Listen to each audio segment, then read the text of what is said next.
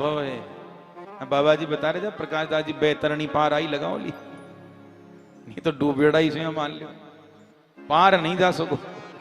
ये गौ माता की कृपा से ही बैतरणी, ये सत्य है, असत्य नहीं है। शास्त्र जो कह रहे हैं वो बिल्कुल सत्य है। भक्तवत्सल भगवान की। तो अन्नम बहुगुणम मेध्यम, पकवान बनवाए और भोजन करवाया अतिथि को, फिर सत्संग के लिए बैठते हैं। अक्रूर जी कुछ कहें उससे पहले भगवान हंसकर कहते हैं, चाचा जी हम जानते हैं मामा जी ने आपको क्यों भेजा है, हम जानते हैं। अक्रूर जी हंसकर कहते हैं, प्रभु यदुवंशियों के शरीर में जो कैंसर रोग फैल गया है, कंस रूपी कैंसर रोग, उसका इलाज तो आप ही कर सकते हैं। भगवान मुस्कुराकर कहते हैं, बात तो ठीक है, पर देखिए इस ब्रजमंडल की मैं और बलराम भैया दोनों नेत्र हैं, प्राण हैं। अगर यहाँ किसी को पता लग गया कि आप हमें लिवाने इसलिए आए हैं, तो यहाँ से निकलना बड़ा मुश्किल हो जाएगा। यहाँ किसी को पता नहीं लगना चाहिए। प्रभु ने जाकर बाबा को कहा, बाबा नंद बाबा को, बाबा सारी बात बताई। बाबा प्रसन्न हो गए, कन्हैया ठीक है, हम भी मथुरा को मेला घूमने चलेंगे और कंस को वार्षिक कर भी दे आएंगे और मेला भी घूम लेंगे। घोषणा कर दी, भैया सवेरे सवेरे तैयार है जाए, जाको जानो है। रात भर गोपियां विलाप करती रहीं, सो नहीं पाई। अक्रूर जी के रथ को घेर कर खड़ी हैं।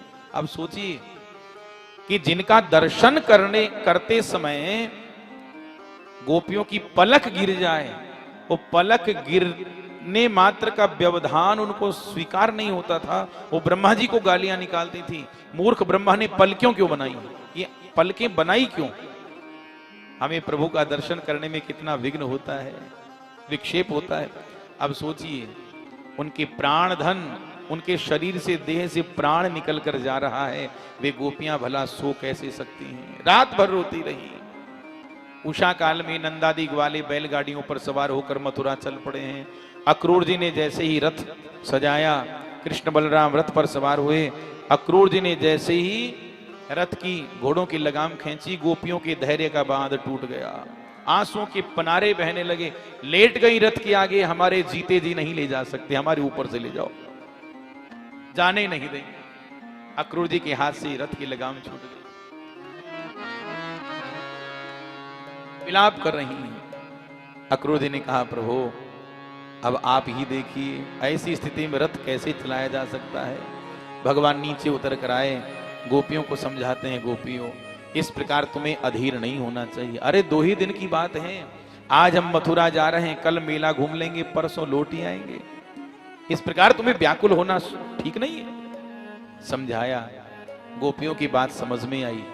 गोपियां सोचती हैं कि हमें इतना स्वार्थी नहीं बनना चाहिए।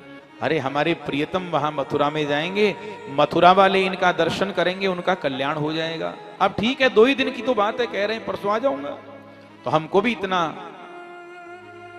स्वार्थी नहीं होना चाहिए। भगवान किशोरी जी को समझाते हैं, आप तो जानती हैं अगर हम नहीं जाएंगे तो हमारी लीला आगे कैसे प्रकाशित होगी। गोपियों ने रथ को दे दिया रास्ता, अक्रूर जी ने घोड़ों की लगाम खींची, घोड़े हवा से बातें करने लगे। प्यारे सज्जनों, यावदा लक्ष्यते केतुर यावद रेणु रथस्य च, जब तक रथ की ध्वजा चमकती दिखाई दी, जब तक रथ के पहिए से उड़ने वाले धूल के कण आकाश में दिख रहे थे, तब तक गोपियां उस रास्ते से हटी नहीं, निर्निमेष नैनों से मथुरा वाले रास्ते को निहारती रह गई। कितना प्रेम करती प्रभु से, ये है सच्चा प्रेम। एक कवि ने बड़ा सुंदर भाव कहा, गोपियां प्रेम की ध्वजा है। आपको पता है मंदिर में सबसे ऊपर क्या होता है? शिखर। और शिखर से भी ऊपर एक वस्तु होती, वो है ध्वजा। शिखर भक्ति, और भक्ति के भी ऊपर है प्रेम। ये गोपी प्रेम की ध्वजा। आपको पता है ये गोपियां दही बेचने जाती, माखन गोरस बेचने जाती।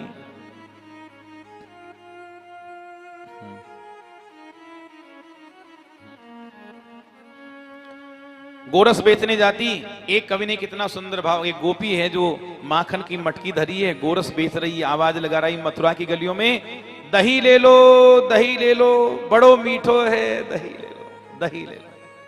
सिरधरी मटकिया डोले, सिरधरी मटकिया डोले, दही ले लो, दही ले लो। और अचानक श्याम सुंदर की याद आ गई, जो भगवान कृष्ण की याद आ गई। दही का नाम बिसर गई गोपी, दही का नाम तो भूल गई और हरि लो बोले, हरि ले लो, हरि ले लो, बड़ो मीठो हरि ले लो। दही का नाम बिसर गई गोपी, हरि लो बोले। कितना प्रेम भगवान से करती हैं। अक्रूर जी के मन में मोह जागृत हो गया। अक्रूर जी बड़े अप्रसन्न दिख रहे हैं कि हे भगवान, मैं इनको क्रूर कंस के पास ले जा रहा हूं और कदाचित कृष्ण बलराम को कुछ अहित हो गया, कुछ ऐसा हुआ अनहोनी, तो मैं इन गोपियों को क्या मुंह दिखाऊंगा, क्या कहूंगा। मोहित हो गए भगवान की माया से। तो भगवान की माया हुई, कल कल कल्लोल करती कमनी कालिंदी का कलरव सुनाई दिया। जमुना जी को देखा, स्नान करने की इच्छा हुई, प्रभु से आज्ञा लेकर जैसे ही डुबकी लगाई अक्रूर जी ने, अक्रूर जी क्या देखते हैं, श्री कृष्ण बलराम दोनों जमुना जी में बैठे हैं। अक्रूर जी को बड़ा आश्चर्य हुआ, हे भगवान, इनको तो मैं रथ पे छोड़ कर आया हूं, ये मेरे पीछे कब छलांग लगा दिए। और फिर जैसे ही बाहर निकले तो क्या देखते हैं, श्री कृष्ण बलराम रथ में विराजमान हैं। अक्रूर जी की खोपड़ी घूमने लगी, फिर वापस डुबकी लगाई। अब की बार जैसी डुबकी लगाई तो भगवान ने अपने अनंत ऐश्वर्य का दर्शन करवाया। 1000 फण वाले शेष नारायण भगवान, जिनके प्रत्येक मस्तक पर स्वर्ण का मुकुट जगमगा रहा है, और ऐसे शेष की अंक में शंख चक्र गदा पद्म धारण किए वनमाली भगवान विश्राम कर रहे हैं। चतुरानन ब्रह्मा, पंचानन शिव, सनकाद ऋषि, देवराज इंद्र, भक्त प्रहलाद, बड़े बड़े ऋषि, बड़े बड़े देवता छंदोबद्ध उनकी मंगलमयी स्तुति गा रहे हैं।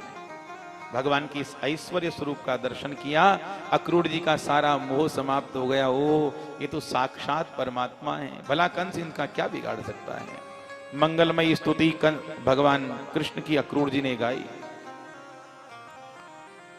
स्तुति गान करके जैसे ही बाहर आए तो क्या देखते हैं, श्री कृष्ण बलराम दोनों बड़े आराम से बैठे हैं रथ में, और भगवान मंद मंद मुस्कुरा रहे हैं। अक्रूर जी टकटकी लगाकर देख रहे हैं, क्या ये वही हैं जो मुझे भीतर दिखाई दिए, 4 हाथ वाले। भगवान हंसकर कहते हैं, किमते दृष्ट मिहाद्भुतम। चाचा जी, क्या अंदर कोई अटपटा दृश्य देख लिया आपने? ऐसे क्या देख रहे हैं आंख फाड़ कर? अक्रूर जी चरण पकड़कर रोने लगे, बस कीजिए प्रभु, आप ही दिखाने वाले हैं और आप ही पूछ रहे हैं कि ऐसा क्या देख लिया है। अब अपनी माया का विस्तार मत कीजिए नाथ, अब आप सबसे पहले मेरे घर पधारिए। भगवान कहते हैं, चाचा जी, आपका घर तो मेरा ही घर है, क्यों नहीं आएंगे, जरूर आएंगे, पर पहले जिस कार्य से हमें मामा जी ने बुलाया है वो कार्य हम पूरा कर लें।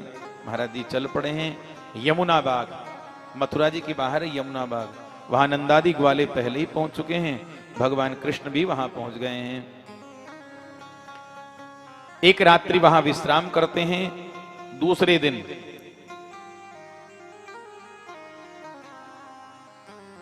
दो प्रहर बीत गए हैं, तीसरा प्रहर लगने वाला है। भगवान कृष्ण बलराम नंद बाबा से आज्ञा लेकर मथुरा घूमने के लिए निकल पड़े हैं। अथा पराह्ने भगवान कृष्ण संकर्षणान्वितः मथुराम प्राविशद गोपैर्दृक्षुः परिवारितः। कृष्ण बलराम दोनों मथुरा घूमने अपने छोटे छोटे ग्वालों के साथ निकल गए हैं। श्रीदामा मधुमंगल मन सुखा। क्या बात। मथुरा वालों को जैसे ही पता लगा कि प्रभु कृष्ण पधारे हैं, बलराम जी आए हैं दर्शन करने के लिए, दौड़ पड़े प्रभु का दर्शन करने। सब धाये धाम काम सब त्यागी, धाये धाम काम सब त्यागी। ओ मन हूँ रंक निधि लूटन लागी, मन हूँ रंग निधि लूटन ला। धाये धाम और काम, काम और अपने घर परिवार सबको छोड़कर भागे लोग प्रभु का दर्शन करने के लिए। मनहु रंग निधि लूटन लागी, मानो दरिद्री को खजाना मिल जाए और खजाना लूटने दौड़ता है, उसी प्रकार भगवान कृष्ण के रूप माधुरी का खजाना लूटने के लिए मथुरावासी दौड़ पड़े। भक्त वत्सल भगवान की जय। लोग नीचे से दर्शन कर रहे हैं, मथुरा की माताएं भगवान का दर्शन महल के अट्टालिकाओं से कर रही हैं। जैसे ही कृष्ण बलराम को आते हुए देखा, एक गोपी हंसकर कहती, बहन देख देख बाज आ रहे हो, पूतना मार दे बारो, गोवर्धन उठाए बेवारो छोरा जा रहे हो देख।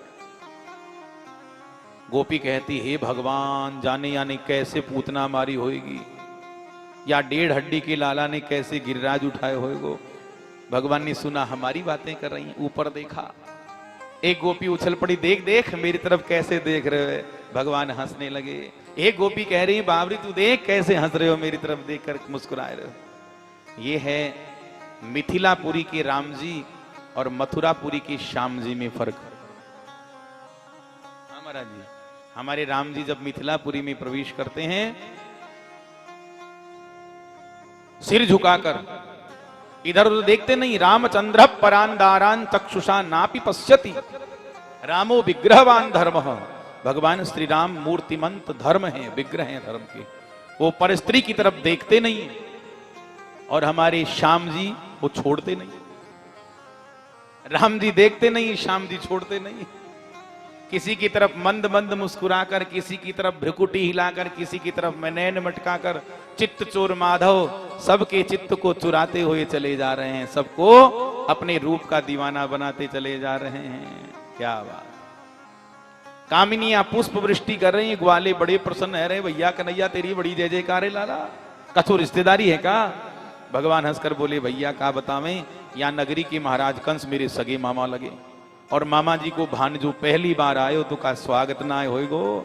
अरे भैया जब ही हम देख रहे हैं तेरी बड़ी जय जयकार है लाला, तैने पहले चुनाए बताई कन्हैया, मामा जी की ताई जा रहे हैं, हम भी पक्के ब्रजवासी बनकर आते, सुंदर कपड़े पहनकर। अब यह वस्त्रन में भिखमंगा ना ही दिख रहे हैं। भगवान ने कही, तो मामा जी की यहाँ कमी है क्या, आगे बढ़ो। आगे बढ़े तो क्या देखते हैं, रजकम कच्चिदायांतम रंगकारम गदाग्रज।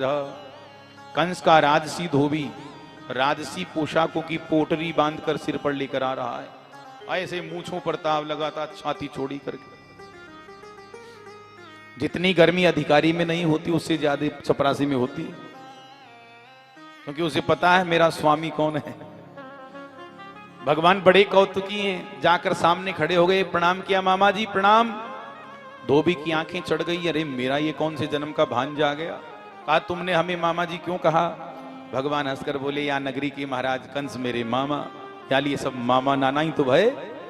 हो तो तुम ही कृष्ण बलराम हो, पहचान गया मैं तुम्हें, पहचान गए मामा जी। तो एक काम करो, ये पोटरी से नए नए वस्त्र हमें राजल प्रणाम करने लगा, गालियां देने लगा, जंगली गंवार कहीं के। ईदृशाने वासांसी नित्यम गिरिवने चराहा, जंगलों में गायों के पीछे भागने वाले वन गोचर कहीं के। पोखर का पानी पीते हो, बेझड़ की रोटी खाते हो, जंगल में देखिए ऐसी पोशाक जो पहनने की बात करो। यहां से निकल जाओ, वरना जो काम महाराज कल करेंगे अभी निपटा देता हूं मैं।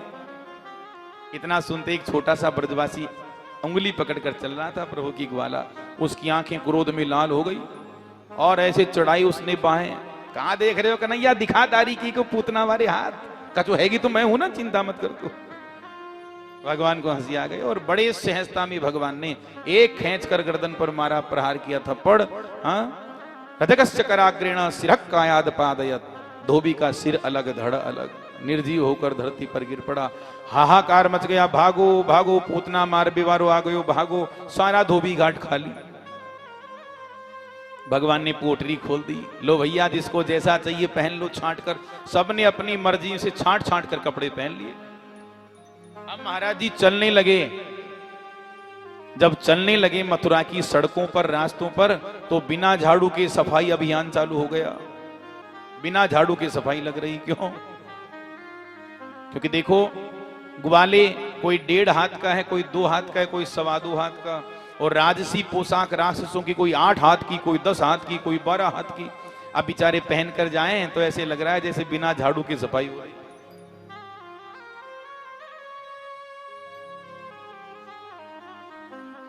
ग्वाले बोले, भैया कन्हैया भकमंगा दिख रहे हैं, मंगेनू से लग रहे हैं। भगवान ने कहा, तो अपनी मर्जी से छांट कर पहने हो, चलो घबराओ मत, आगे बढ़ो, देखते हैं कुछ व्यवस्था आगे देखते हैं। आगे बढ़े तो क्या देखते हैं महाराज जी, एक धोबी था जो भगवान कृष्ण का बड़ा भक्त था। वो धोबी अपनी दुकान में बैठा है और बैठे बैठे झरोके से झांक कर धोबी ने देखा। क्या देखता है? वो धोबी को दर्जी को खूब हंसी आई। वो दर्जी सोचता है कि हे भगवान, ये आजकल नई फैशन कहां से आ गई, ऐसे कपड़े टांग कर चल रहे हैं, ऐसे लग रहा है हैंगर में कपड़े टांग रखे हो, लटका रखे हो। दर्जी भागा भागाया, सरकार सरकार आपकी आज्ञा है जाए तो कुछ काट छांट कर ठीक कर दूं, कपड़े नाप कर। भगवान हंसकर बोले तेरे मुंह में घी शक्कर भैया हम ही देख रहे हैं, आजा। भगवान को आइए सरकार आई, दुकान में ले गया, बैठाया आसन पर, सबकी नाप लेकर कपड़ों को काट कर सिलाई कर दिया, सुंदर पोशाक पहनकर सब प्रसन्न हो गए। कन्हैया या वस्त्र में देख लाला हम राजकुमार दिख रहे हैं, बड़े प्रसन्न। भगवान हंसकर बोले भैया दर्जी तैने हमारे ब्रजवासी खुश कर दिए, अब बोल तुमको क्या इनाम दी जाए। तो धोबी को क्या इनाम मिला ये तो दर्जी ने सुन ही लिया था। धोबी को क्या इनाम मिला ये तो दर्जी ने सुन ही लिया था। दर्जी बेचारा बड़ा घबराया, हाथ जोड़कर थर थर कांप रहा है, सरकार कछु ना चाहिए मोह को, बस आपकी दया दृष्टि बनी रहे, आपकी कृपा बनी रहे सरकार। भगवान ने कहा ठीक है, हमारी कृपा से तुम खूब फलोगे फूलोगे खूब। वो देख ही रहे हो कृष्ण भगवान की कितनी कृपा दर्जियों पर हो रही है, जितने का कपड़ा नहीं आता वो उससे ज्यादा तो सिलाई ले लेते हैं। ये कृष्ण भगवान की कृपा ही तो और क्या है। ग्वालों ने कहा कन्हैया नए कसर और रह गई, माला साला मिल जाए पहनने को। भगवान ने कहा आगे बढ़ो देखते हैं। तो ततः सुदामनो भवनम माला कारस्य जगमतु, एक सुदामा नाम का निर्धन माली था मथुरा में, वो भगवान नारायण का अनन्य भक्त था। भगवान किसी के नहीं गए, उस निर्धन माली के भगवान बिना बुलाए चले गए। इसलिए तो आपको कहा भक्त्या तुष्यति केवलम न च गुणैहि भक्ति प्रियो माधव। न भगवान को तुम्हारा रूप माधुर्य मोहित कर सकता है, न तुम्हारा धन संपत्ति भगवान को प्रभावित कर सकती है, न तुम्हारी ज्ञान न तुम्हारा वैराग भगवान को प्रभावित कर सकता है। अगर भगवान प्रभावित होंगे तो तुम्हारे प्रेम से, तुम्हारी भक्ति से। भक्त्या तुष्यति केवलम न च गुणैहि भक्ति प्रियो माधव। सुदामा माली प्रसन्न हो गया, भगवान को सुंदर हार पहनाया, सब ग्वालों को माला पहना दी। ग्वालों ने कहा नए कसर और रह गए भैया, थापक थौआ चंदन जब तक नाए पुते माथे पर आनंद ना आवे। भगवान ने कही वाह भी करते हैं आगे बढ़ो। तो आगे बढ़े तो क्या देखते हैं, अथ राजपथेन अथ व्रजन राजपथेन माधव स्त्रियं गृहीतांग विलेप भाजनाम विलोक्य कुब्जाम युवतीं वराननाम पप्रच्छयान्तीं प्रहसन रसप्रदः। एक कुब्जा नाम की सैरंध्री जो दासी थी कंस की, चंदन की कटोरी ले जा रही है। कुबरी है, कुरूप है, कोई देखता नहीं उसकी तरफ, कोई बोलता नहीं है बेचारी से, घूंघट लगा कर जा रही है मुंह छुपा कर। भगवान तो बड़े कौतुकी, भगवान ने आवाज लगाई सुंदरी, और जो सुंदरी का नाम सुना रसगुल्ले फूटने लगे उसके मन में। जीवन में पहली बार कोई बोला बेचारी से, और बोला भी तो इतना प्यारा सुंदरी। घूंघट उठाया और तुरंत भागी भागी आई, सरकार आपने मोती कुछ कही? हाँ हम नहीं बुलाए, तुम्हारा परिचय क्या है? तो कहा सरकार का दास्यस्मि हम सुंदर कंस सम्मताम त्रिवक्र नामायनुलेप कर्मणि। मैं कंस की दासी हूं, सैरंध्री मेरा नाम है। मेरा शरीर टेढ़ा मेढ़ा होने से मुझे लोग कुब्जा कहते हैं। मेरे हाथ का चंदन पूरी मधुपुरी में प्रसिद्ध है, और मैं महाराज कंस के राज दरबार में चंदन की अंगराग की सेवा करती हूँ। भगवान हंसकर बोले सुंदरी, तुम्हारे महाराज तो हमारे सगे मामा लगे, तो कहा आज अंगराग हमें दोगी, चंदन हमें दोगी? प्रसन्न हो गई कुब्जा, हाँ हाँ सरकार क्यों नहीं, आपकी आज्ञा है जाए तो अपने हाथ से लगाऊं। और भगवान भी बड़े मजाक की कौतुकी, हाँ हाँ अपने हाथ ही से लगाओ। चंदन लगाने लगी, भगवान की मस्तक पर चंदन लगाया। ब्रजवासी भी सिर उचकाने लगे, हमको भी, सबको चंदन, सारा चंदन खत्म।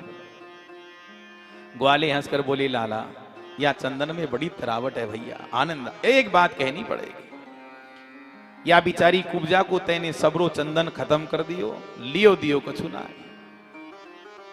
सोचो कंस के दरबार में जाती तो यहाँ को कितनो सम्मान होतो, और तैने कछु ना दियो भैया। भगवान बोले तो ठीक है, आज हम इसको वो चीज देंगे जो आज तक किसी ने नहीं दी हो। इधर आओ। नजदीक बुलाया, और भगवान ने क्या किया, उसके पांव पर अपना चरण कमल रखा, और उत्तान पानी 2 उंगलियां उसकी ठुड्डी पर लगाई। दाऊ जी तो बेचारे शर्म के मारे मुंह घुमा लिए, लाला जे भैया तेरो वृंदावन ना है, मथुरा है, का कर रहे हो, छोड़ दूर हट। भगवान हंसकर बोले दाऊ भैया मोको भरोसा है, मोको पतो है जी वृंदावन आए, घबराओ ना है। और ग्वाले तो ताली बजाकर हंसी उड़ाने लगे। वाह भैया कन्हैया, तेरी भी धाता ने जोर की जोड़ी बना दी लाला। तू भी 3 जगह से टेढ़ हो या भी टेढ़ी है, तू त्रिवक्र या त्रिवक्रा, तेरी गजब की जोड़ी बन गई। भगवान ने क्या किया, हल्का सा झटका दिया। मुकुंदस स्पर्शनाथ सद्यो बभूव प्रमोदोत्तमा। भगवान की कर कमल का स्पर्श पाते ही वह परम सुंदरी बनकर प्रकट हो गई। भक्तवत्सल भगवान की। पीतांबर पकड़कर प्रणय निवेदन किया, प्रभु हमारे घर पधारिए। भगवान ने कहा हम तुम्हारे घर जरूर आएंगे, पर अभी जिस काम से हम आए हैं वो काम पूरा कर लें। आगे बढ़े। वहां से मथुरा के व्यापारियों ने देख लिया। देखो व्यापारियों की दृष्टि दूरगामी होती। उन्होंने देख लिया कि निश्चित मथुरा का होने वाला राजा यही है, और होना भी चाहिए। व्यापारी की दृष्टि दूरदृष्टि होनी चाहिए, दूरगामी। जिधर सत्ता के लक्षण दिखे उधर लुढ़क जाए।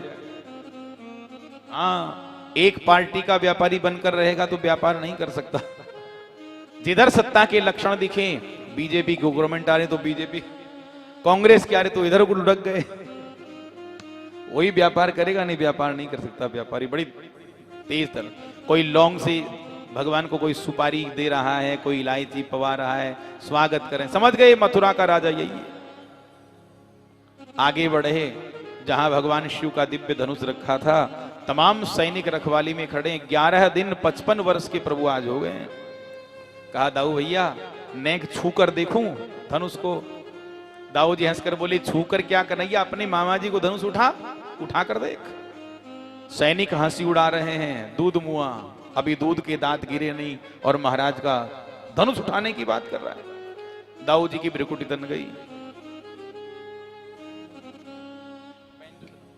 दाऊ जी की भ्रिकुटी तन गई। कहा देख रहे हो कन्या, उठा धनुष, उठा दिखाया को।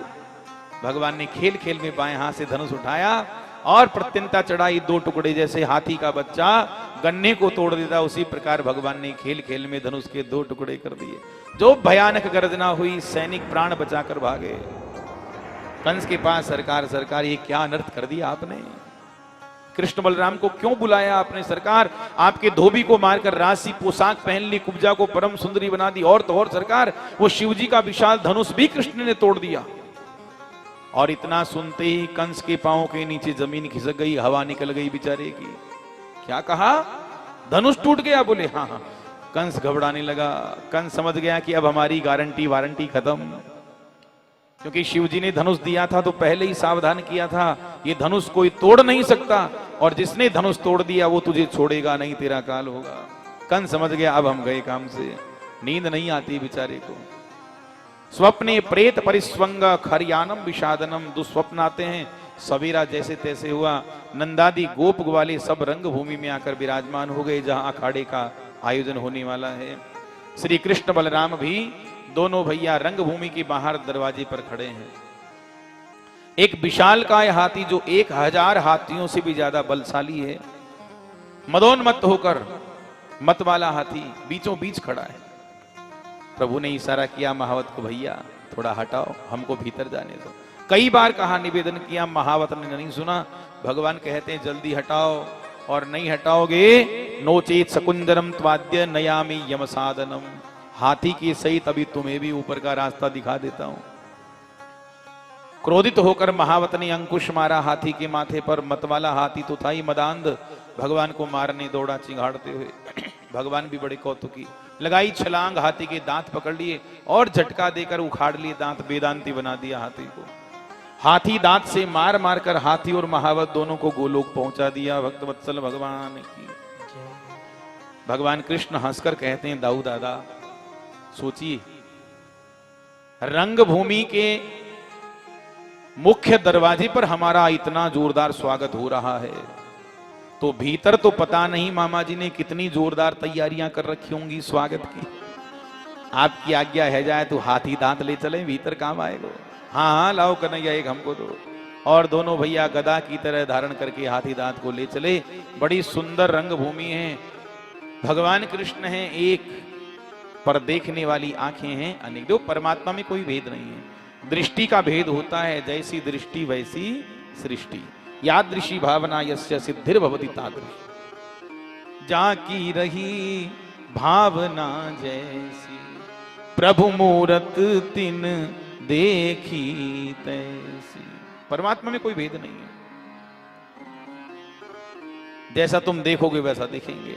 कितनी सुंदर रंगभूमि, आइए सुखदेव जी के शब्दों में सुनते हैं। मल्लानामसि निर्णाम नरबरः, स्त्रीणाम स्मरो मूर्तिमान, गोपानाम स्वजनो सताम क्षितिभुजाम, शास्ता स्वपित्रो शिशुः, मृत्युर्भोजपते विराड विदुषाम, तत्वं परम योगिनाम, वृषणीनां परदेवतेति विदितो रंगं गतः साग्रजः। मल्लानामसि निर्णाम, जो बड़े बड़े मल्ल पहलवान हैं उनको विशाल पहाड़ की तरह प्रभु दिख रहे हैं। नरवरः, साधारण पुरुषों को नरश्रेष्ठ के पुरुषोत्तम के रूप में दिख रहे हैं। स्त्रीणाम स्मरो मूर्तिमान, स्त्रियों को, मथुरा की कामिनियों को भगवान कृष्ण कामदेव के रूप में दिख रहे हैं। गोपानाम स्वजनः, गोप ग्वालों को अपने सखा के रूप में दिख रहे हैं। जो बड़े दंपत्ति बुजुर्ग बैठे उनको अपने छोटे से शिशु के रूप में दिख रहे हैं। मृत्योर भोजपते है विराट विद, जो भोजपति कंस है उसको भगवान साक्षात यमराज की तरह दिख रहे हैं। अज्ञानियों को विराट के रूप में दिख रहे हैं। तत्वम परम योगी नाम, जो बड़े बड़े योगी हैं उनको परम तत्व के रूप में भगवान दिख रहे हैं। वृष्णि वंशियों को, अंधक वंशियों को, यदुवंशियों को भगवान कृष्ण अपने रिश्तेदार के रूप में दिख रहे हैं। अर्थात जैसी जिसकी भावना है भगवान वैसे ही रूप में उसको दर्शन दे रहे हैं।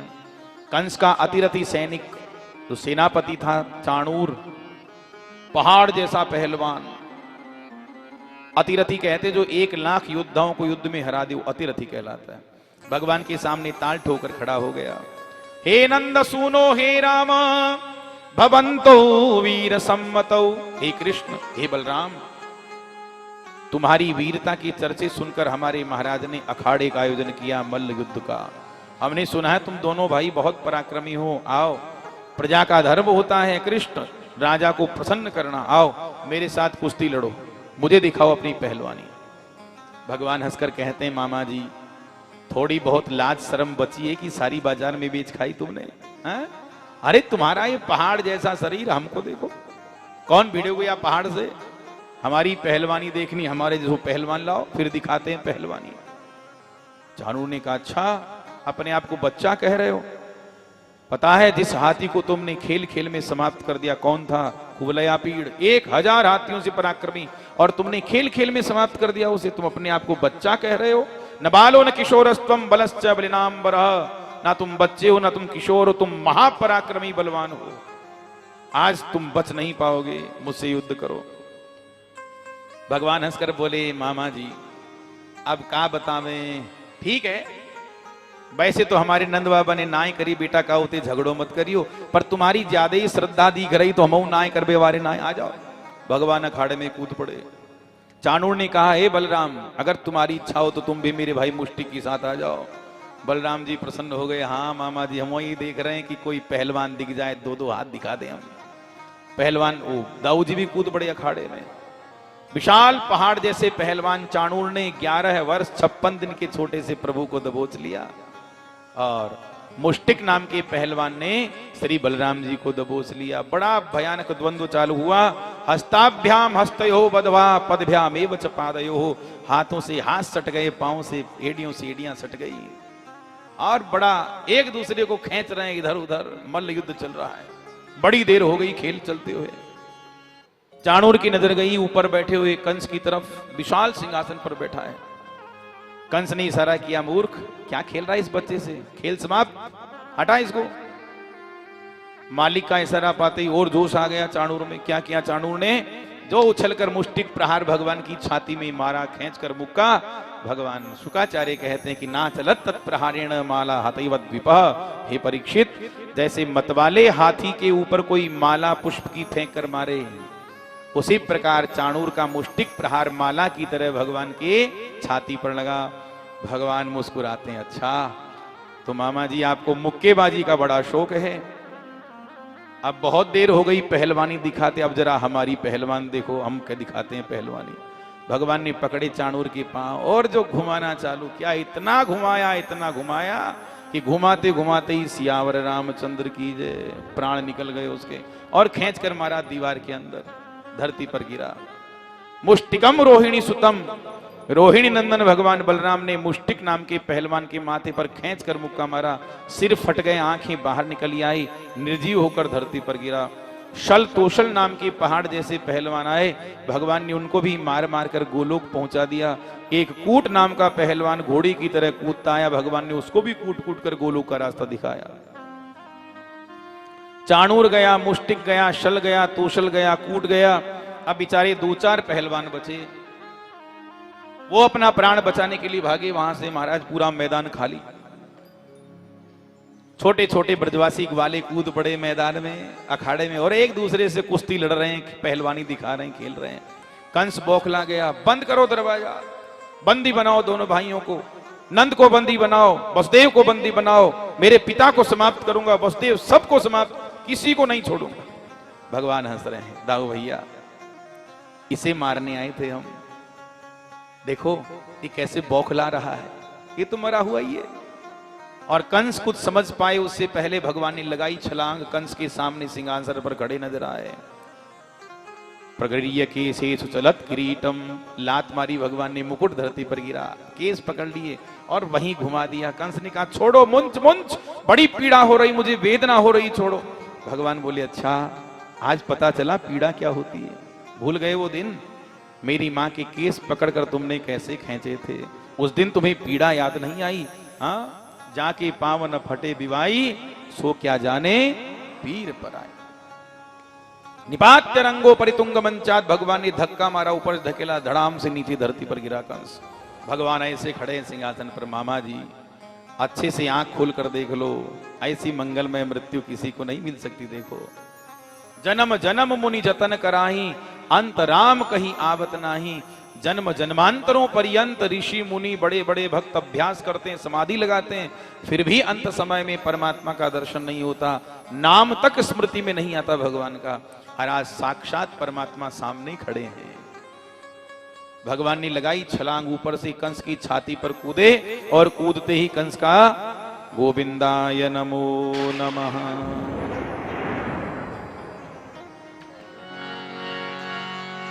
सब जय जयकार भगवान की करने लगे। गोविंद हरे गोपाल हरे, जय जय प्रभु दीन दयालु हरे।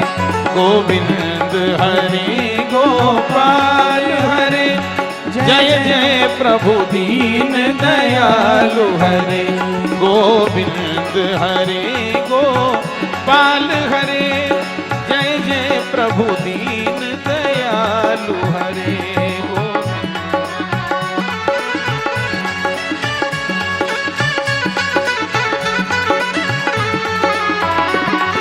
जय जय प्रभु दीन दयालु हरे, जय जय प्रभु दीन दयालु हरे।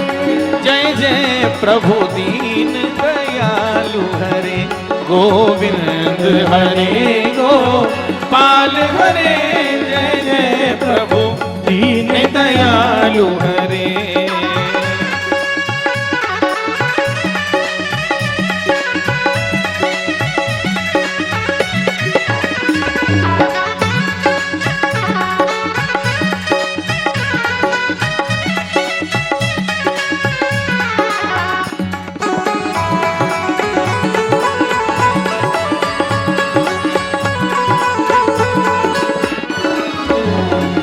तुम तीन लोक के स्वामी हो, तीन लोक के स्वामी हो।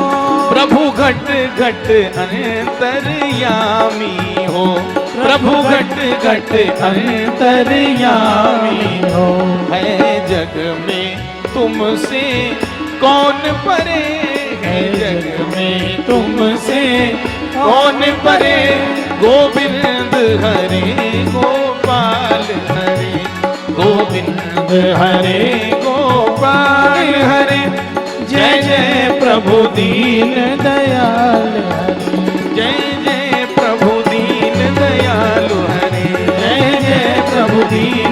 दयालु हरे, जय जय प्रभु दीन दयालु हरे, जय जय प्रभु दीन दयालु हरे।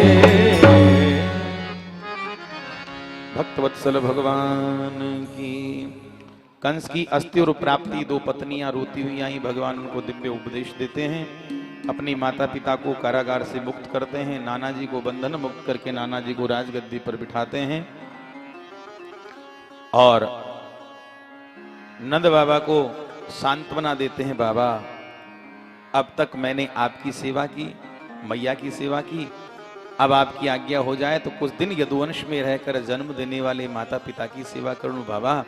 अब कंस मर गया है तो कंस का ससुर जरासंध जो अजेय है वो किसी को नहीं छोड़ेगा, वो पूरे यदुवंशियों को समाप्त कर देगा, पूरी मथुरा को मिट्टी में मिला देगा। आपकी आज्ञा हो जाए तो मैं इनकी रक्षा करूं, कुछ दिन यहाँ रहकर मैं अति शीघ्र लौट आऊंगा। वसुदेव जी से नंद बाबा ने भगवान की भगवत्ता को समझा और पूरयन्नस्त्रुभिर् नेत्रैहि सह गोपम ययो ब्रजम ययो, अश्रुपूरित नेत्रों से नंद बाबा वृंदावन चल पड़े हैं। एक तरफ जहां नंद बाबा के मन में पुत्र वियोग संताप उन्हें सता रहा है पुत्र के वियोग का, वहीं दूसरी तरफ वसुदेव जी के हृदय में पुत्र मिलन का सुखद आनंद हिलोरे ले रहा, सागर उमड़ रहा है। गर्गाचार्य जी ने कहा, गर्गाचार्य जी ने यज्ञोपवीत संस्कार करवाया और कहा कि राजन, जो माता पिता उद्धव गोपियों को बड़ा सुंदर उपदेश दे रहे हैं, ब्रजांगनाओं जिनको तुम अपना कांत मानती हो, जिन्हें तुम अपना प्रियतम मानती हो, प्रेमी मानती हो, वे साक्षात निर्गुण निराकार निरीह निरुपाधिक निर्विशेष पूर्ण ब्रह्म है, वे निर्गुण ब्रह्म है। और ये मैंने अपने गुरुदेव भगवान बृहस्पति से जाना है। देवियों, अपने मन को ब्रह्म में लगाओ, सारी दुविधा समाप्त हो जाएगी। मन को ब्रह्म में लगाओ। गोपियां कहती हैं,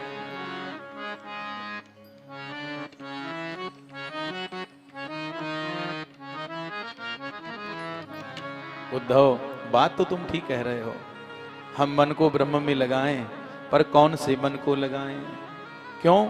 बोले एक ही था सो गया श्याम संग, एक ही था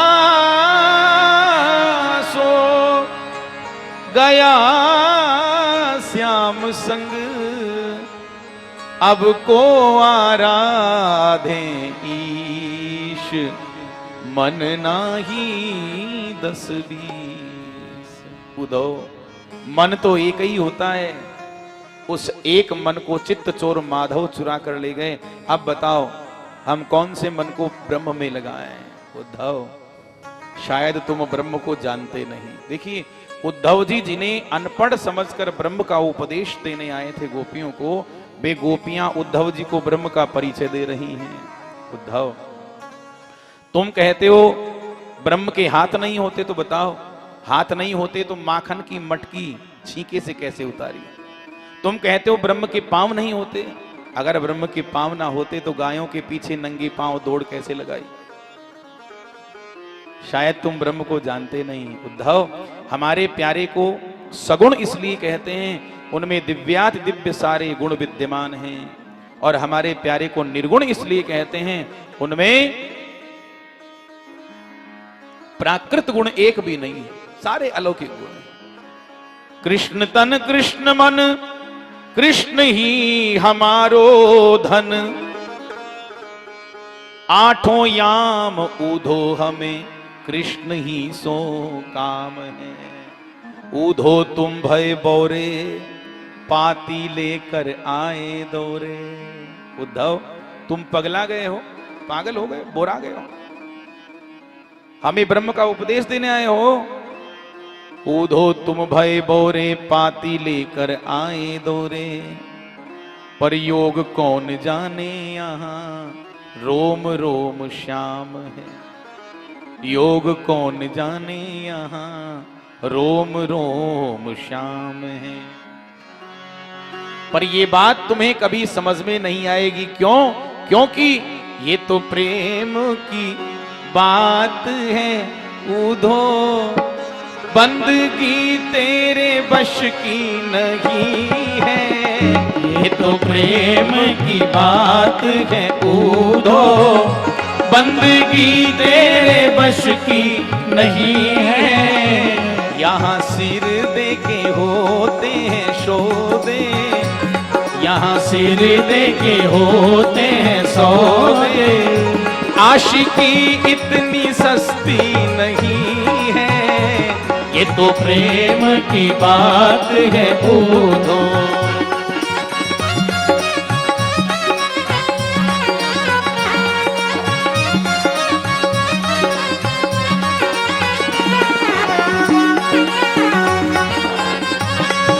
हरि बोल, जय हो।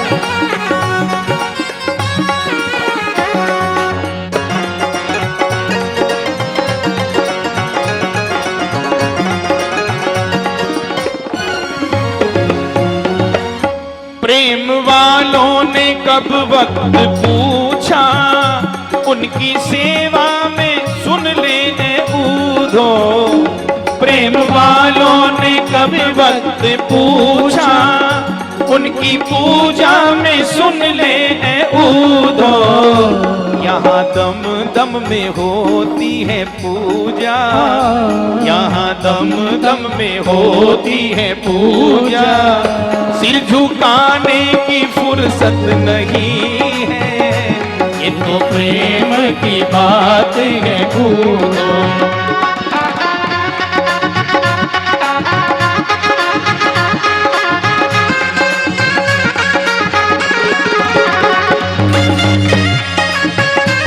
जय हो।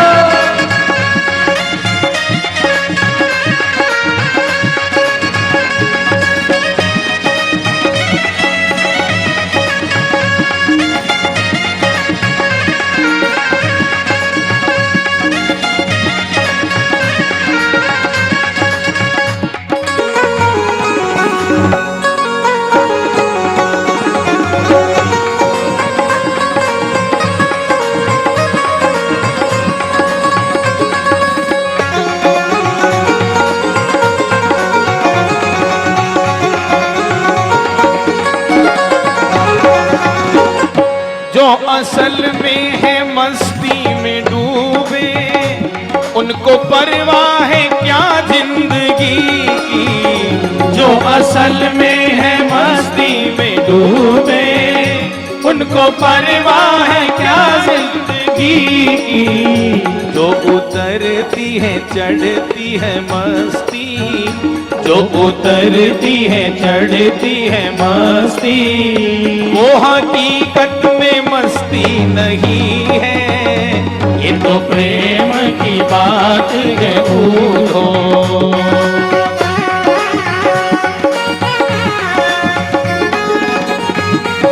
हरि बोल।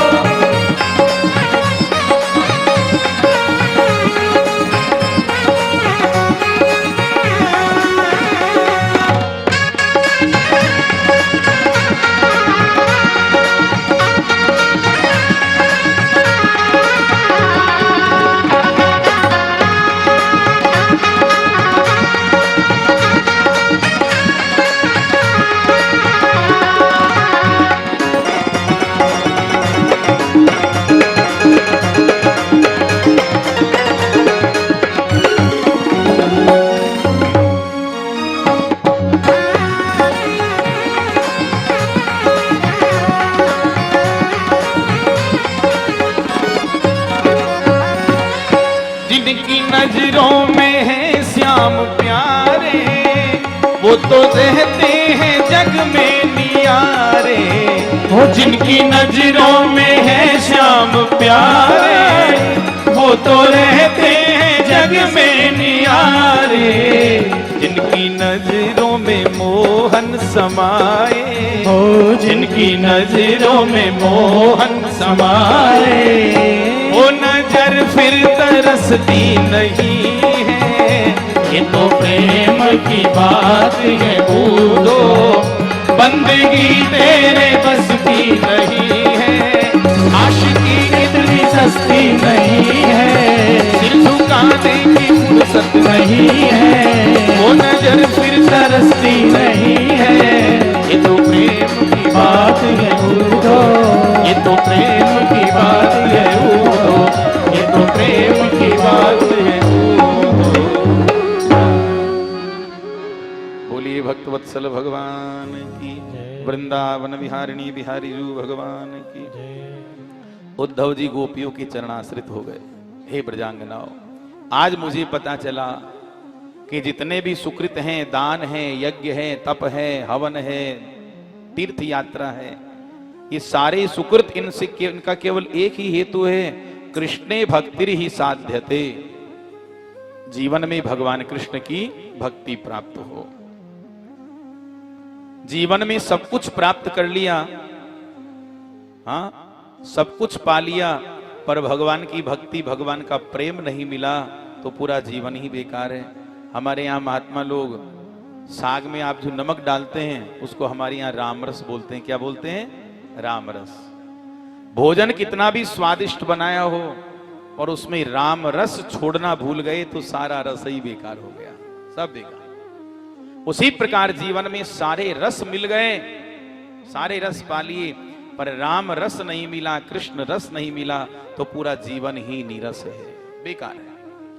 हमारे कली पावन अवतार भगवान तुलसीदास जी महाराज कहते हैं, बुद्धि बड़ी, चतुराई बड़ी और सुंदरता तन में प्रगटी है, मान बड़ो धन धाम बड़ो, यश कीरति हूं जग में प्रगटी है।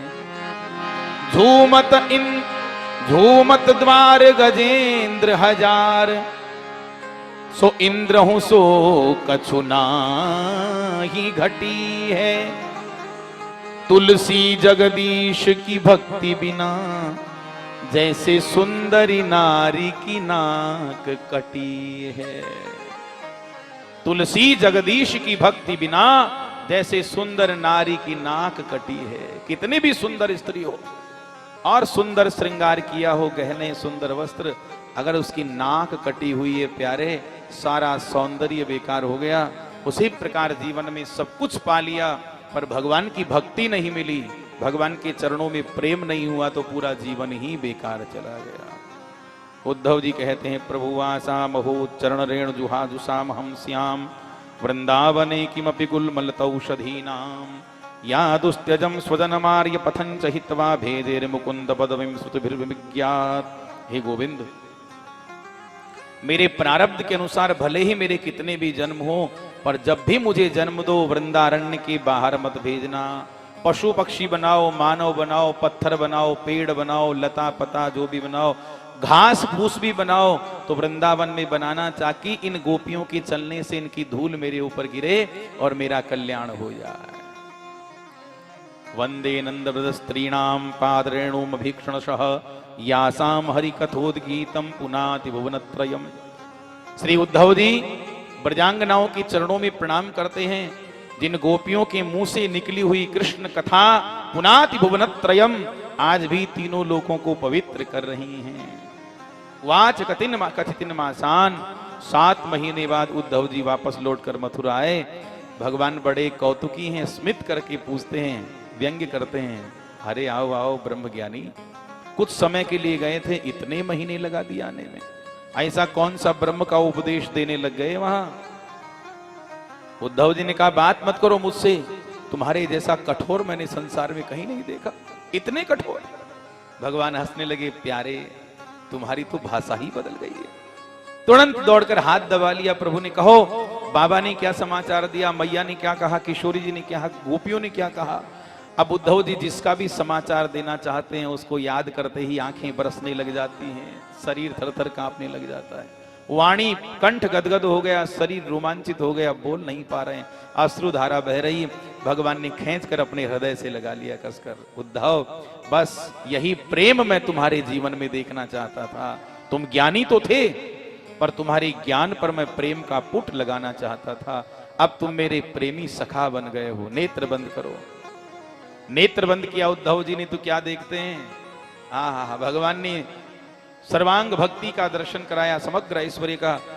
जुगल सरकार फूलों के हिंडोले पर झूल रहे हैं, झूले पर ललिता विशाखा तमाम सखियां भगवान को लाड लड़ाए रही हैं, फूलों में सज रहे हैं श्री वृंदावन बिहारी, और संग में सज रही है वृषभानु की दुलारी। भक्ति का सर्वांग ऐश्वर्य।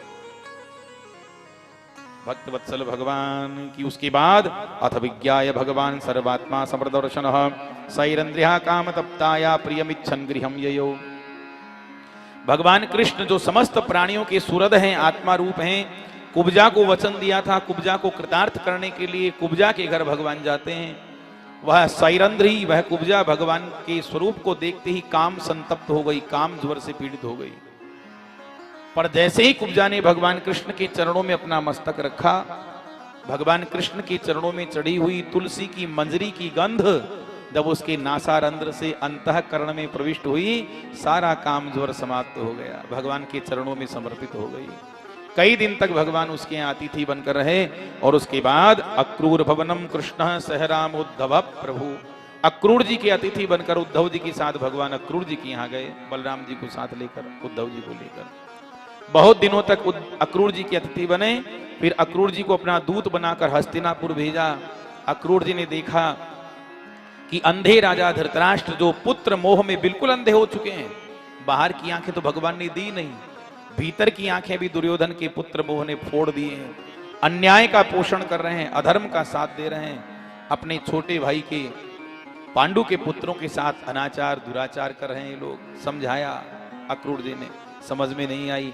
और अक्रूर जी आकर भगवान कृष्ण को सारा समाचार सुनाते हैं। और इसी के साथ भागवत जी के 10वें स्कंद के पूर्वार्ध को विश्राम देते ही उत्तरार्ध में प्रवेश करते हैं। अस्ति प्राप्ति कंसस्य महिषो भरतर्षभा। अस्ति और प्राप्ति जो कंस की पत्नियां थी, ये अपने पिता मगध नरेश जरासंध के पास आती हैं, अपने वैधव्य का कारण श्री कृष्ण को बताती हैं। तब कुपित होकर जरासंध जो अजय राजा था उस समय, बहुत पराक्रमी था, एवं सप्त कृतवा तावत तक्षोहिणी बलम। हे राजन, 17 बार, एक बार नहीं 17 बार 23 अक्षोहिणी सेना लेकर मथुरा पर आक्रमण किया जरासंध ने। हर बार भगवान कृष्ण ने सेना का नाश कर दिया, पर हर बार जरासंध को जीवित छोड़ देते। अब की बार नारद जी ने क्या किया? नारद प्रेषितो वीरो यवन प्रत्यदृश्यत। म्लेच्छों के राजा काल यवन को नारद जी ने भड़का दिया, और म्लेच्छों का राजा काल यवन म्लेच्छों की भयानक विशाल सेना लेकर मथुरा को घेर लिया। भगवान ने विश्वकर्मा जी को याद किया, विश्वकर्मा जी पधारे, और विश्वकर्मा जी को आदेश देकर भगवान ने अंतः समुद्री नगरम, समुद्र के नीचे, समुद्र के बीचों बीच दुर्गम 12 योजनम, 12 योजन 48 कोस लंबा चौड़ा श्री द्वारिकापुरी स्वर्ण की नगरी का निर्माण भगवान ने करवा दिया। मथुरा जी का भार बलराम जी के हाथ में सौंपा, और निर्जगाम पुरद्वारा पद्ममाली निरायुध। पद्ममाली भगवान श्री कृष्ण बिना हथियार धारण किए नंगे पांव बाहर आए मथुरा जी के। काल यवन ने प्रभु को देखा, और प्रभु काल यवन को देखकर वहां से दौड़ लगाए। आगे आगे कृष्ण कन्हैया, पीछे पीछे काल यवन भैया। खूब भागे काल यवन भैया, पर पकड़ में नहीं आए कन्हैया। भगवान जाकर उस गुफा में प्रवेश कर गए जिसमें एक दिव्य महापुरुष विश्राम कर रहे थे। अपना पीतांबर सोए हुए पुरुष पर डाल दिया, और स्वयं प्रभु कृष्ण विशाल शिलाखंड की ओट में छुपकर सारा नाटक देखने लगे। काल यवन दौड़ा दौड़ा आया, आंखें लाल हैं क्रोध के मारे, और पीतांबर ओढ़कर सोए हुए महापुरुष को जो खींचकर लात मारी, चरण प्रहार किया। महापुरुष की निद्रा समाधि भंग हो गई, आंखें खुली, और जैसे ही दृष्टिपात काल यवन पर किया, काल यवन जलकर भस्म हो गया। भक्तवत्सल भगवान की महाराज परीक्षित कहते हैं, गुरुदेव को नाम स पुमान ब्रह्मन कश्य किम वीर्य एव च कस्मात् गुहांगतः शिष्य किंते जो यवनार्दन। हे प्रभु, जिसके दृष्टिपात मात्र से काल यवन भस्म हो गया, वे महापुरुष कौन थे, किस वंश के थे, और किसके पुत्र थे, और वे इस गुफा में विश्राम क्यों कर रहे थे, बताइए। भगवान शुक कहते हैं, राजन, स इक्ष्वाकु कुले राजा कुले जातो मान्धात्रितनयो महान मुचुकुंद इति ख्यातो ब्रह्मण्य सत्य संगरः।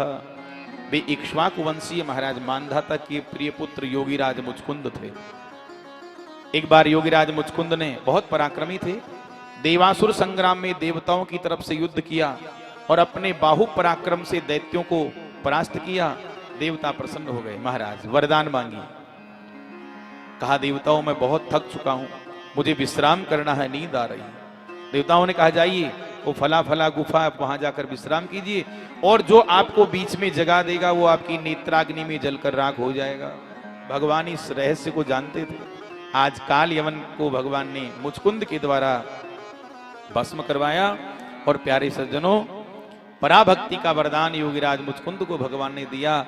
वे ही योगीराज मुचकुंद कली काल में नरसी भगत बनकर जन्म लिए, और भगवान श्री कृष्ण उन पर कृपा करने के लिए सावल साह बनकर प्रकट हुए। बोलिए सावल साह सरकार की। इधर दाऊद जी ने म्लेच्छों की सारी सेना का नाश कर दिया।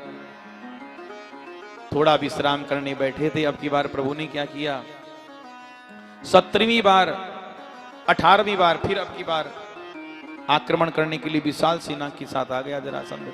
भगवान ने क्या किया, अपनी योग माया के प्रभाव से सोए हुए द्वारिका वासियों को पहुंचा दिया, मथुरा वासियों को द्वारिका जी में पहुंचा दिया योग माया से, और कहा दाऊ भैया मामा जी फिर आ गए।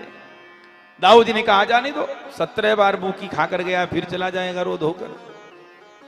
कहा दाऊ भैया क्या कह रहे हो, भाग चले, रण छोड़कर भाग चले। दाऊ जी ने कहा कैसी बात कर रहे हो कन्हैया, कलंक लग जाएगा हमको, लोग रण छोड़ कहेंगे, कायर कहेंगे। भगवान हंसकर बोले दाऊ दादा, चीर चोर तो सब कहते ही हैं, माखन चोर सब कहते ही हैं, रण छोड़ एक उपाधि और मिल जाएगी, एक डिग्री और मिल जाएगी तो कौन फर्क पड़ जाएगा, क्या हो जाएगा। हम नहीं चाहते हमारे कारण ब्राह्मणों के प्राण संकट में आ जाएं। अब की बार जरासंध युद्ध के लिए आए तो 11,000 ब्राह्मणों से अनुष्ठान करवाया, और चकाचक खीर मालपुए रबड़ी के मालपुए खवाए ब्राह्मणों को। अब जानते हो ब्राह्मण तो ब्राह्मण बेचारे राजी हो गए, और जब आया युद्ध के लिए तो ब्राह्मणों को दिखाई नंगी तलवार चमचमाती। ब्राह्मण देवताओं आशीर्वाद दो मैं जीत जाऊं, अब की बार अगर हार गया तो 11,000 के 11,000 को सूली पर चढ़ा दूंगा। अब इतना ही होता है ब्राह्मण में बेचारे, हे प्रभु हमारी रक्षा, थर थर कांप रहे हैं बेचारे। और भगवान तो ब्रह्मण्य देव हैं, नमो ब्रह्मण्य देवाय, ब्राह्मणों के अनन्य भक्त हैं। कहा दाऊ भैया हम नहीं चाहते हमारे कारण ब्राह्मण का जीवन संकट में पड़े। और दाऊ जी अल्प काल में हमने गुरुदेव से सारी कलाएं प्राप्त की हैं, सीखी हैं, और गुरुदेव ने हमें एक कला ये भी सिखाई है कि पुत्र शत्रु समूह में अकेले घिर जाओ, निहत्थे घिर जाओ तो वहां से प्राण बचाकर भागने वाला भी महान शूरवीर कहलाता है। हाथ पकड़ा दाऊ जी का, दाऊ दादा भाग, और दोनों भैया नंगे पांव भागे। जरासंध पीछे भाग रहा है, गालियां दे रहा है, भगोड़े रण छोड़ कायर गंवार ग्वालियर, रुक, थोड़ा भी क्षत्रियत्व है तो मुकाबला कर, युद्ध कर। भगवान ने एक नहीं सुनी। प्रदुत्य दूरम सस्रांतो तुंगमारुहतांगिरिम प्रवर्षणाख्यम भगवान नित्यदा यत्र वर्षति। प्रवर्षण पर्वत जिस पर भगवान राम ने त्रेता युग में चतुर्मासा किया था, नित्य वर्षा होती है, वहां इंद्र भगवान खूब प्रसन्न रहते हैं। ऐसे प्रवर्षण पर्वत पर भगवान कृष्ण बलराम जी के साथ चढ़ गए। दाऊ जी का हाथ पकड़कर छलांग लगाई, सीधे समुद्र के किनारे द्वारिका में जाकर द्वारिकाधीश बनकर विराजे। जरासंध ने पूरे पर्वत को घेरकर महाराज जी आग लगा दिया, पर्वत जलकर राख हो गया। जरासंध विजय का शंख बजाते हुए लौट आया मगध में, मैंने कृष्ण बलराम को जलाकर राख कर दिया है, बड़ा प्रसन्न हुआ। इधर आनर्ताधिपति श्रीमान रेवतो रेवतीम सुताम, आनर्ताधिपति महान रेवत की कन्या रेवती के साथ चंद्रवंशीय सम्राट बलराम जी का विवाह हुआ। और भगवान अपि गोविंद उपये में कुरुद्वः वैदर्भीम भीष्मक सुताम श्रीओ मात्राम स्वयंवरे। हे राजन, द्वारिकाधीश प्रभु कृष्ण का विवाह विदर्भ राजकुमारी रुक्मिणी जी के साथ संपन्न हुआ। परीक्षित कहते हैं गुरुदेव, इस विवाह के संबंध में हमने बहुत अटपटी बात सुनी है, क्या ये सत्य है? बताइए। भगवान भीष्मक सुताम रुक्मिणीम रुचिराननाम राक्षसेन विधानेन उपयेम इति श्रुतम। मैंने सुना है कि द्वारिकाधीश प्रभु कृष्ण ने विदर्भ राजकुमारी माता रुक्मिणी के साथ राक्षस विधि से विवाह किया, उनका अपहरण करके। भगवान तो सर्वतंत्र स्वतंत्र हैं, भला उनको किसका क्या भय है? फिर उन्होंने राक्षस विधि विवाह में क्यों अपनाई? आप प्रभु का ये चरित्र मुझे कृपा करके सुनाइए। कहा राजन, राजा सीद भीष्मको नाम विदर्भाधिपतिर्भवान तस्य पंचा भवन पुत्राः कन्यैका च वरानना। हे राजन, भीष्मक विदर्भ देश के राजा थे, उनके 5 पुत्र थे। बड़े पुत्र का नाम था रुक्मी और छोटे रुक्मरथ, रुक्मबाहु, रुक्मकेशी, रुक्ममाली। इनकी एक बहन थी जिनका नाम था रुक्मिणी। देखो, भगवान मां के गर्भ में गए, रामकृष्ण के रूप में गर्भगत हुए, पर भगवान की शक्ति गर्भ में नहीं गई मां के। भगवान की वह क्रिया शक्ति योग माया जब लक्ष्मी जी के रूप में प्रकट हुई तो कहां से? समुद्र मंथन से, जलद समुद्र से। और वही माता लक्ष्मी जब त्रेता युग में श्री जानकी जी प्रकट हुई तो कहां से? भूमि से। और वही रुक्मिणी जी बनकर द्वापर में प्रकट हुई तो कहां से?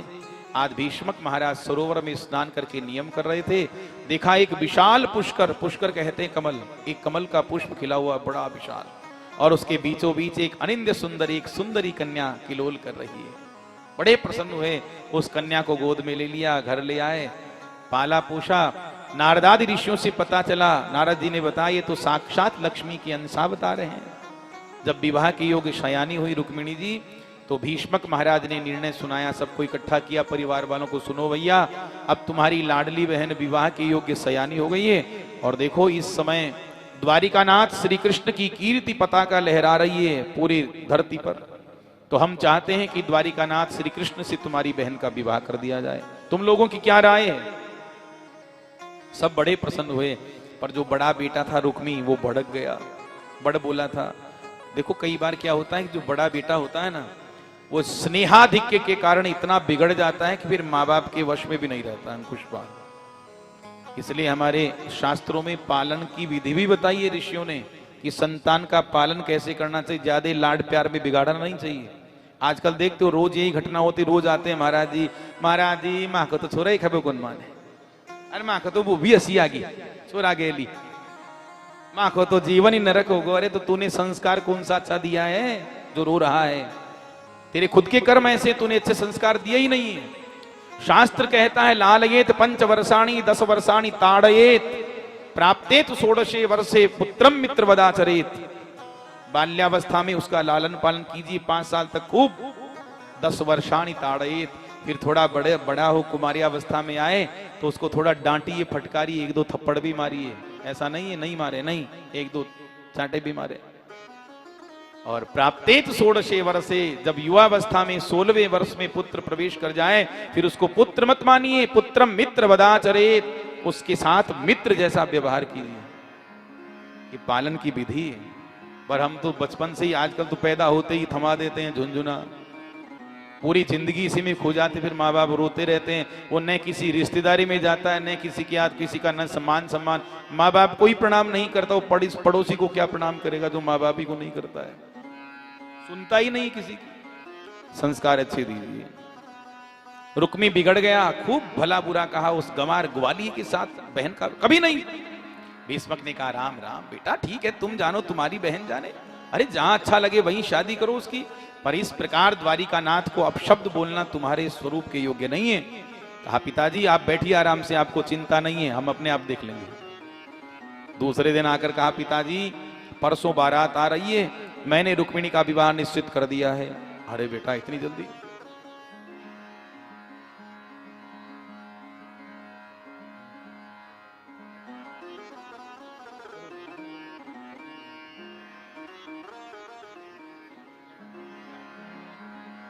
नहीं फिर तो ना बोलो, तो टाइम बोल, फिर तो वहीं आने दो, सीधे आने दो। हाँ कथा बोल देंगे, कोई दिक्कत नहीं, भेज दो। नहीं स्वरूप दिखाएंगे तो बहुत टाइम लग जाएगा, फिर यहाँ भेजो भेजो, विलंब नहीं करें। भक्त वत्सल भगवान की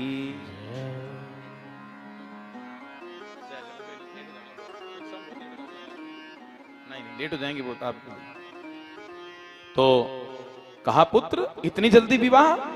अरे कहां निश्चित किया? कहा पिताजी मेरा निर्णय ऐसा वैसा नहीं है, मैंने चेदि नरेश दमघोष के पुत्र और मेरे बचपन के सखा शिशुपाल के साथ अपनी बहन का विवाह निश्चित किया है। देखिए पिताजी कहे दे रहा हूं, स्वयंवर केवल नाम मात्र का होगा, आप रुक्मिणी को कह देना मेरे मित्र के गले में माला डालनी है, और ऐसा नहीं हुआ तो मुझसे बुरा कोई नहीं है, समझा देना उसे। अब रुक्मिणी जी को पता लगा, अपनी भाभियों के पास अंतःपुर में आई, माँ के पास आकर रोने लगी, हाय हाय मैंने तो किसी और कोई अपना बना लिया है।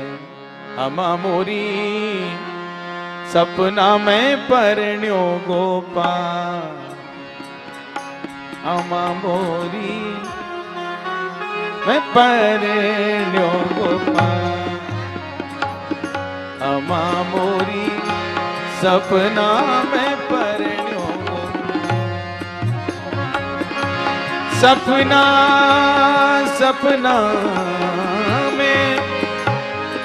सपना में परण्यो गोपाल, अमा मोरी सपना में परण्यो गोपाल, अमा मोरी सपना में परण्यो गोपाल। कहा मैया मैंने तो स्वप्न में अपना पति बना लिया है,